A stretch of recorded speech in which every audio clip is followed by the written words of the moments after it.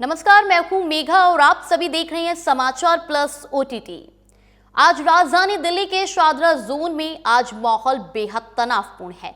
बता दें कि एमसीडी दफ्तर के बाहर और भीतर सैकड़ों कर्मचारियों ने मोर्चा खोल दिया है। ये अत्यधिक गुस्सा है एएसआई राजकुमार की मौत का, जिन्होंने कल दफ्तर की छत से कूदकर अपनी जान दे दी थी। साथियों का आरोप है कि राजकुमार सिस्टम के भ्रष्टाचार और अफसरों की प्रताड़ना का शिकार हुए।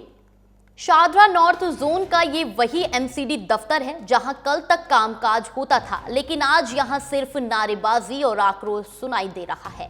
हजारों की तादाद में निगम कर्मचारी काम छोड़कर धरने पर बैठ गए हैं।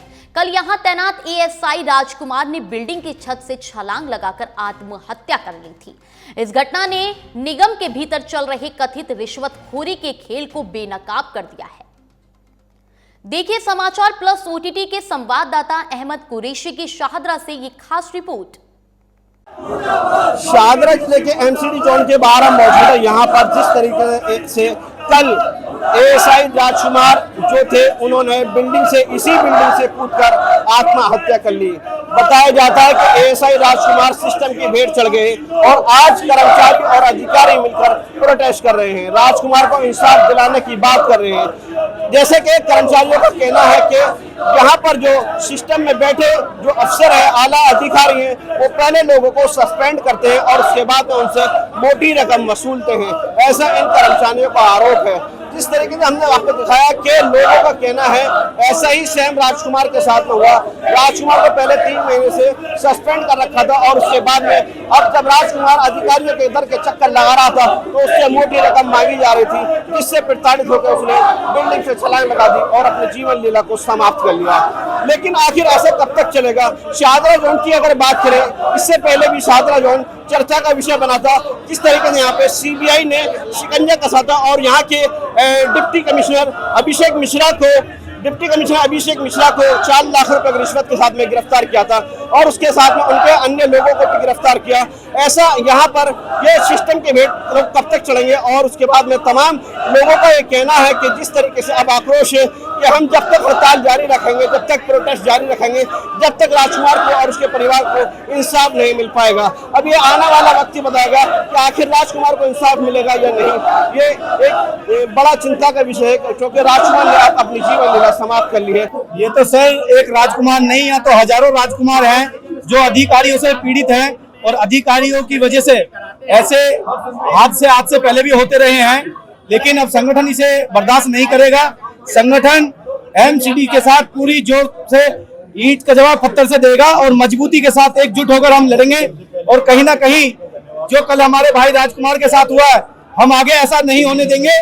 चाहे हमें इसके लिए कुछ भी करना पड़े, चाहे हमें जेल भरो आंदोलन करना पड़े या हमें रोड पे आना पड़े, चाहे दिल्ली को कूड़ा करना पड़े, पर हम पीछे नहीं हटेंगे इस बात। सर खुला भ्रष्टाचार है, रिश्वतखोरी बंद नहीं हो रही, अधिकारियों को शिकायतें देते हैं।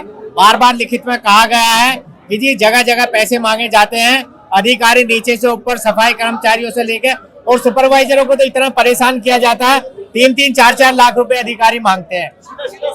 सीधा शोषण हो रहा है और इसके सबूत भी है हमारे पास, रिकॉर्डिंग है मेरे पास, जिन अधिकारी को परेशान करते हैं।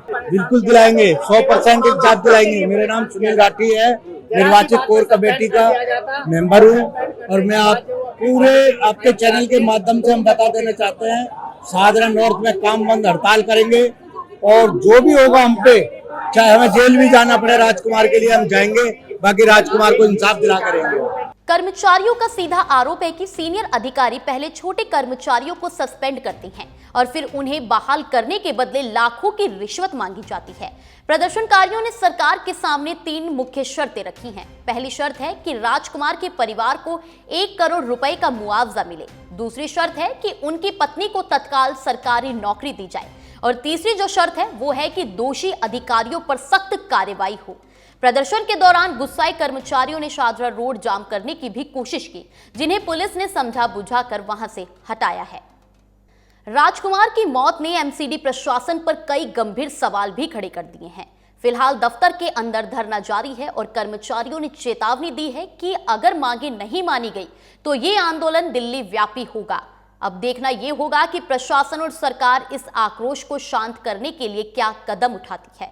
फिलहाल इस रिपोर्ट में मेरे साथ इतना ही, और आपको क्या लगता है हमें कमेंट सेक्शन में अपनी राय जरूर बताएं। और इसी तरह की तमाम बड़ी अपडेट्स को जानने के लिए देखते रहिए समाचार प्लस OTT।